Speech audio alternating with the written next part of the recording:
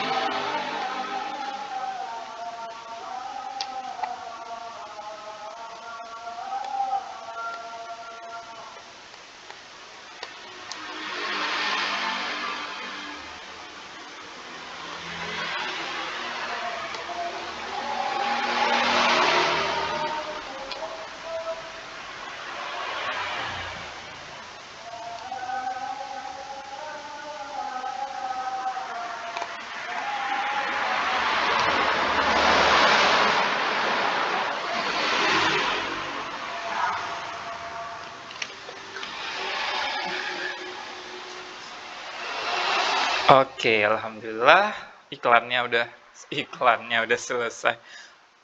Azannya udah selesai. Sekarang kita bakalan lanjut ke pembahasan akuntansi. So, video kita kali ini disponsori oleh Smart Course. Start your future here. Di sini teman-teman, bagi yang berada di Loknga Aceh Besar, atau teman-teman yang ada di Aceh Besar sekitarnya, mau kursus bahasa Inggris, mau kursus bahasa Jerman, mau kursus komputer, dan mau kursus bahasa asing lainnya, silahkan datang ke Smart Course. Start your future here. Oke, nah kita bakalan belajar kali ini tentang dasar-dasar akuntansi. Teman-teman semuanya sudah tahu belum konsep dasar dari akuntansi itu sendiri? Nah, jadi sebenarnya akuntansi adalah seni pencatatan, pengelompokan, dan pengiktisaran segala transaksi dan kejadian yang bersifat keuangan, dan kemudian menafsirkan hasilnya. Nah, di sini akuntansi bisa kita definisikan ke dalam dua kata, yaitu seni pencatatan, gitu kan? Seni pencatatan, pengelompokan. Nah, kita mengelompokkan. Jadi akuntansi itu juga seni, gitu. Nah, di sini keahlian dari akuntan atau orang yang bekerja di bidang akuntansi itu adalah dia mengelompokkan dan mengiktisarkan segala transaksi. Karena kan setiap transaksi itu berbeda-beda. Nah, tugas para akuntan mengelompokkan. Tentunya ini keahlian yang tidak mudah untuk dikerjakan karena memang membutuhkan analisa. Nah, disinilah keahlian akuntansi itu digunakan.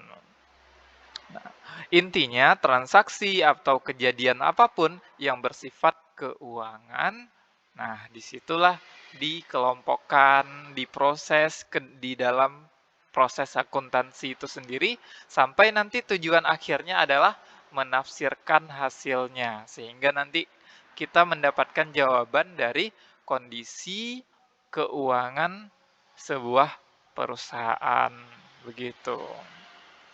Nah, di sini juga ada banyak definisi-definisi dari berbagai lembaga-lembaga yang memang mempunyai legalitas dalam akuntansi, seperti American Institute of Certified Public Accountant. Akuntansi suatu seni pencatatan, pengklasifikasian, dan pengiktisaran dengan suatu cara tertentu yang dinyatakan dalam uang, transaksi, dan peristiwa, paling tidak mengenai karakter keuangan dan penafsiran hasil. Nah, kembali lagi, akuntansi itu adalah seni mencatat, mengklasifikasikan, mengelompokkan, dan mengiktisarakan. Pengiktisaran ya, di situ. Nah, di sini kita bisa dapat tambahan lebih luas lagi nih pengertian atau definisi dari akuntansi itu sendiri. Nah, tetapi tetap dalam koridor, dalam definisi di mana akuntansi itu adalah seni pencatatan, pengklasifikasian, dan pada akhirnya itu melihat karakter keuangan atau hasilnya itu ditafsirkan gitu. Nah, jadi intinya kan tidak semua orang mengerti gitu ya bahasa dari angka-angka yang diproses dalam akuntansi sehingga ada akuntan yang menyajikan sebuah laporan di mana nanti kita bisa tahu hasilnya itu bisa tahu ditafsirkan oleh para akuntan gitu. Nah, ada definisi yang kedua dari American Accounting Association. Akuntansi adalah proses mengidentifikasi, mengukur, dan melaporkan informasi ekonomi. Nah, di sini kita garis bawahi ya, informasi ekonomi. Iya, informasi ekonomi untuk memungkinkan adanya penilaian dan pengambilan keputusan yang jelas dan tegas bagi mereka yang menggunakan informasi tersebut. Gitu, teman-teman. Jadi, informasi ekonomi bisa diukur, bisa diidentifikasi pastinya dengan tujuan nanti akan menjadi dasar dalam pengambilan keputusan. Gitu. Nah, untuk definisi yang ketiga ada dari Accounting Principle Board. Akuntansi adalah aktivitas jasa yang berfungsi untuk menghasilkan informasi yang bersifat kuantitatif, terutama tentang keuangan dari suatu entitas ekonomi yang dimaksudkan untuk dapat digunakan dalam pengambilan keputusan ekonomi, dalam menentukan pilihan yang dianggap memiliki dasar yang kuat yang dibandingkan dengan pengambilan pilihan alternatif lainnya. Nah, kembali lagi, akuntansi berfungsi sebagai dasar dalam pengambilan putusan ekonomi. Nah, jadi akuntansi itu punya peran yang sangat penting di berbagai titik. Nah, di berbagai usaha, di berbagai bisnis ekonomi pasti membutuhkan akuntansi. Bahkan untuk kegiatan yang non-ekonomi saja atau nirlaba, bisa kita bilang untuk kegiatan amal saja itu butuh yang namanya akuntansi, di mana kita bisa tahu bahwa untuk dana amal gitu yang sudah diberikan dikemanakan saja gitu kan, ada rekaman atau jejak di penggunaan dana tersebut begitu kan. Nah, jadi akuntansi itu memang dibutuhkan dimanapun gitu. Nah, ini ada definisi dari Belkawi, menyatakan bahwa akuntansi adalah aktivitas jasa, fungsinya adalah untuk memberikan informasi kuantitatif dari entitas ekonomi, terutama yang bersifat keuangan, dimaksudkan untuk bermanfaat dalam pengambilan keputusan ekonomi dan dalam menentukan pilihan di antara serangkaian tindakan-tindakan alternatif yang ada. Kembali lagi ya teman-teman ya, titik atau inti dari fungsi akuntansi itu adalah dia aktivitas jasa. Jadi kalau misalnya teman-teman mau jadi seorang akuntan, berarti teman-teman menjual jasa akuntansi gitu. Jadi tugas teman-teman memberikan informasi kuantitatif dari entitas ekonomi. Nah, tujuannya apa? Kenapa perusahaan membutuhkan jasa akuntansi?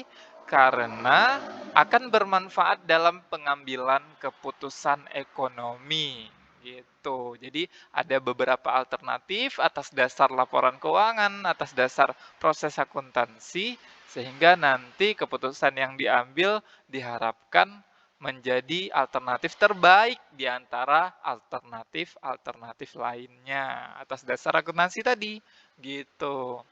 Terus juga ada definisi dari Warren, Rive, dan Dushah 2007 ya definisinya, menyatakan bahwa akuntansi adalah sistem informasi yang menyediakan laporan kepada para pemakai laporan keuangan mengenai aktivitas perusahaan. Nah, di sini seperti yang sudah Aidil jelasin juga tadi ya, laporan akuntansi itu diberikan atau digunakan, lebih tepatnya digunakan oleh para pemakai laporan keuangan, baik secara internal ataupun eksternal. Nah, pemilik perusahaan atau manajer atau siapapun yang internal di dalam perusahaan. Bahkan dibutuhkan juga untuk di luar, seperti para investor, segala macam begitu. Dan definisi yang berikutnya yaitu Charles T. Horngren. Horgrin mungkin ya cara baca yang benarnya ya. Dan Walter T. Harrison menyatakan bahwa akuntansi ialah suatu sistem informasi yang mampu mengukur kegiatan bisnis, memproses data menjadi laporan, dan mengkomunikasikan hasilnya kepada para pengambil keputusan atau manajer. Kembali lagi, punya pengaruh yang sangat besar dalam proses pengambilan keputusan. Sehingga teman-teman yang mau bekerja di bidang akuntansi atau menjual jasa di bidang akuntansi, yang paling utama dituntut untuk teliti karena akan sangat berpengaruh kepada proses pengambilan keputusan. Nah, jadi teman-teman, bidang-bidang apa aja sih dan karakteristik laporan keuangan itu seperti apa gitu. Karena pada akhirnya proses akuntansi itu menghasilkan laporan keuangan. Nah, jadi akuntansi itu sendiri teman-teman, itu ada dua bidang. Yang pertama bidang akuntansi keuangan atau financial accounting, yang kedua ada akuntansi manajemen, management accounting. Nah, bedanya di mana sih? Nah, kalau misalnya akuntansi keuangan adalah akuntansi yang berhubungan dengan pelaporan keuangan yang terutama ditujukan kepada pemakai eksternal atau pihak luar perusahaan. Selain itu, pelaporan keuangan ini digunakan oleh pimpinan tertinggi perusahaan atau executive management sebagai pertanggungjawabannya kepada para pemegang saham atas pengelolaan perusahaan. Berarti akuntansi ini kepada eksternal perusahaan. Itu namanya akuntansi keuangan. Contoh nih ya teman-teman ya, seperti kita melaporkan pajak penghasilan. Nah, kepada pihak luar seperti Dirjen Pajak. Nah, itu salah satunya akuntansi. Kita menggunakan financial accounting atau akuntansi keuangan. Sedangkan kalau akuntansi manajemen adalah akuntansi yang berhubungan dengan pelaporan keuangan untuk pemakai internal atau pihak manajemen perusahaan. Akuntansi manajemen lebih detail untuk melaporkan efektivitas penggunaan biaya pada kegiatan operasional perusahaan. Akuntansi manajemen tidak terikat dengan standar akuntansi keuangan. Kenapa? Karena dia untuk sistem akuntansinya itu hanya digunakan sebagai proses dalam mengambil kebijakan manajerial dari masing-masing perusahaan. Sedangkan akuntansi keuangan tadi harus sesuai dengan standar akuntansi keuangan. Kenapa? Karena kita berhubungan dengan pihak luar. Jadi harus ada satu standar yang bisa dibaca atau yang punya dengan satu standar itu bisa dipahami oleh banyak pihak-pihak yang berkepentingan gitu. So, sekarang kita bahas 2 poin tentang akuntansi berdasarkan tujuan dan juga akuntansi berdasarkan profesi. Nah, kalau misalnya akuntansi berdasarkan tujuan, salah duanya tadi sudah Aidil jelaskan. Yang pertama akuntansi keuangan atau financial accounting, terus juga akuntansi manajemen, akuntansi biaya, biasanya di pabrik, terus juga atau untuk perusahaan manufaktur, ya. Nah, juga ada akuntansi pemeriksaan, auditing. Nah, auditing ini fungsinya apa? Karena kan sebuah perusahaan itu punya akuntan sendiri gitu kan.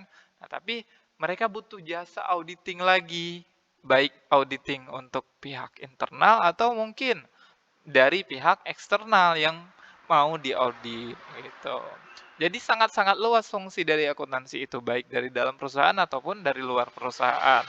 Selain itu juga akuntansi perpajakan. Nah, ini setiap tahunnya mungkin ya ada kebijakan baru sehingga mempengaruhi dari proses cara pelaporan perpajakan sebuah perusahaan baik itu perusahaan yang masih UMKM atau perusahaan yang besar gitu, teman-teman. Karena kan kita harus selalu update nanti kalau untuk bidang perpajakan ini.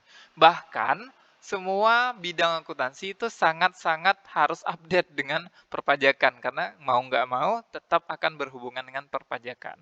Baik itu akuntansi keuangan, manajemen, biaya, semua. Kenapa? Karena nanti kita misalnya nih untuk internal perusahaan kita buat laporan internalnya.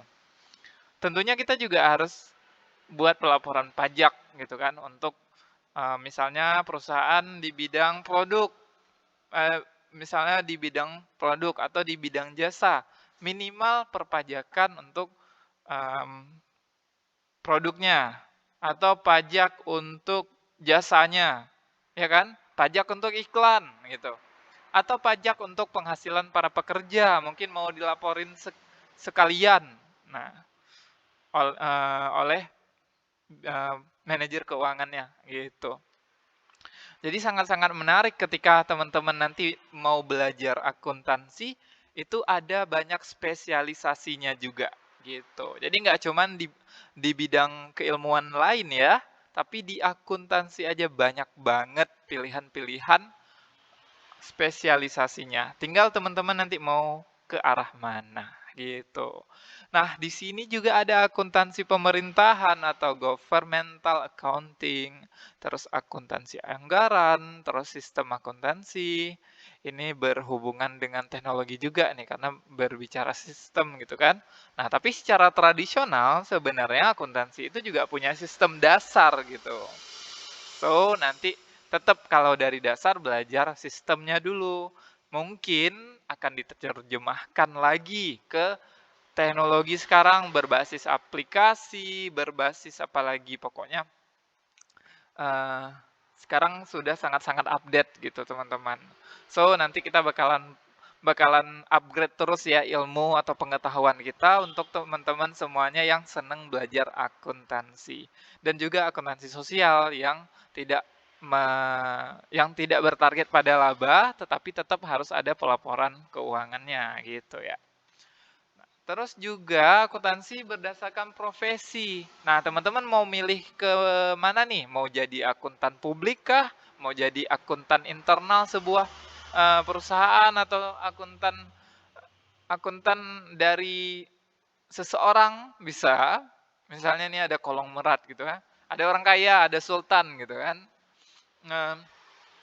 Butuh manajer keuangan gitu. Nah, teman-teman bisa jadi private accountant, seorang sultan juga bisa. Atau akuntansi pemerintahan, atau juga teman-teman mau jadi akuntan pendidik seperti dosen, guru di sekolah-sekolah. Nah, ada banyak profesi di bidang akuntansi yang bisa teman-teman dalami, bisa teman-teman gapai gitu. Nah, salah satunya nih profesi yang sedang saya jalani adalah menjadi akuntan pendidik gitu. Jadi akuntan pendidik itu kalau misalnya kita ngajar di sekolah-sekolah mungkin harus S2 gitu kan. Nah, sekarang ideal jadi akuntan pendidik di Universitas YouTube aja. Karena di sini ada peluang dan semoga teman-teman bisa mendapat manfaat dari ilmu yang ideal share di sini gitu. Oke, nah seperti yang sudah ideal jelaskan tadi ya teman-teman, kalau misalnya tujuan akhir dari proses akuntansi adalah menyajikan laporan keuangan. Nah, jadi laporan keuangan itu apa sih? Dari tadi udah disebutin laporan keuangan, tapi kami belum paham nih Bang Aidil, Pak Aidil, Herr Aidil ya. Pokoknya banyak sebutan Mr. Aidil. Nah, silahkan mau panggil siapa aja terserah, yang jangan pakai nama orang lain gitu ya.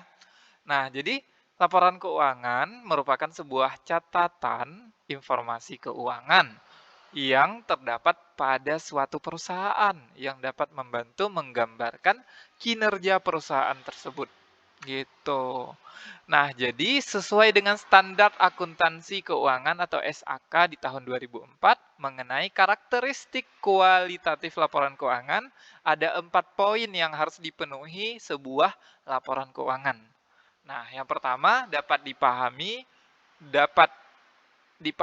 itu berarti bisa dibaca, dipahami oleh banyak pihak-pihak yang berkepentingan sehingga ada standar akuntansi gitu. Jadi nggak bisa kita buat standar sendiri sehingga nanti nggak bisa dibaca dan dipahami oleh pihak lain atau pihak yang berkepentingan.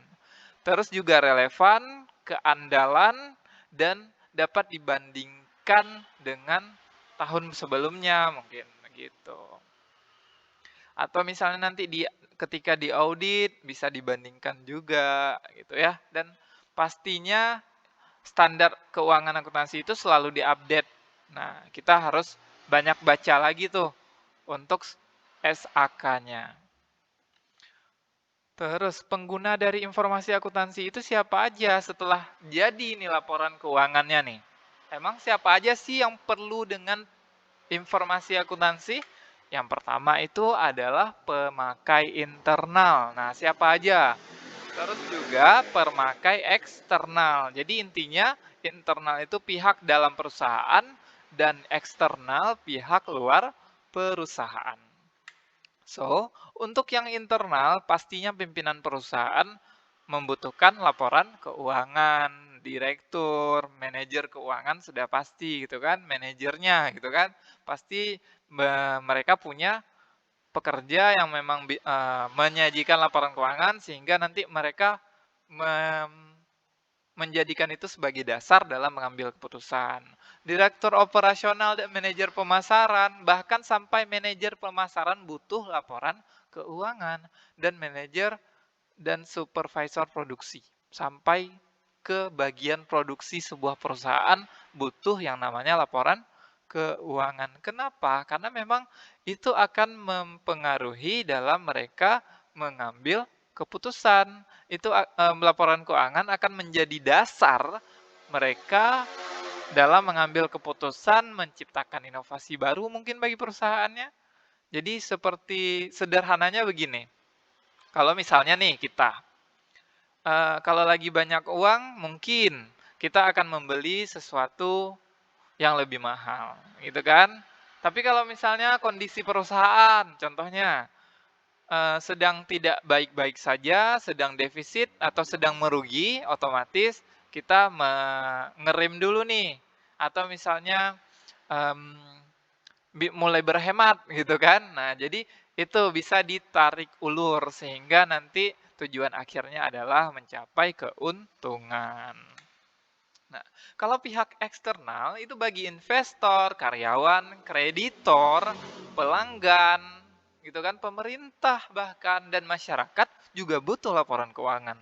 Karena citra perusahaan itu dilihat karena memang kegiatan utamanya adalah bisnis atau ekonomi. Jadi tetap citranya itu dilihat dari laporan keuangan. Sebaik apapun branding sebuah perusahaan, kalau laporan keuangannya terus merugi, berarti manajemennya tidak bagus gitu. Dan itu dimulai dari laporan atau proses akuntansi. So, teman-teman semuanya, sudah selesai kita belajar akuntansi. Ada 30 menit waktu yang teman-teman habiskan untuk menonton video ini. Semoga teman-teman dapat manfaat dari video ini. Sampai jumpa di konten berikutnya. Sampai jumpa di belajar sama-sama belajar. Jangan lupa subscribe dan nyalain tombol notifikasinya. Like, comment, and share video ini supaya Ideal semangat untuk terus ngonten untuk teman-teman semuanya. Tetap sehat, tetap semangat untuk meraih cita-cita. Sampai jumpa. Assalamualaikum warahmatullahi wabarakatuh.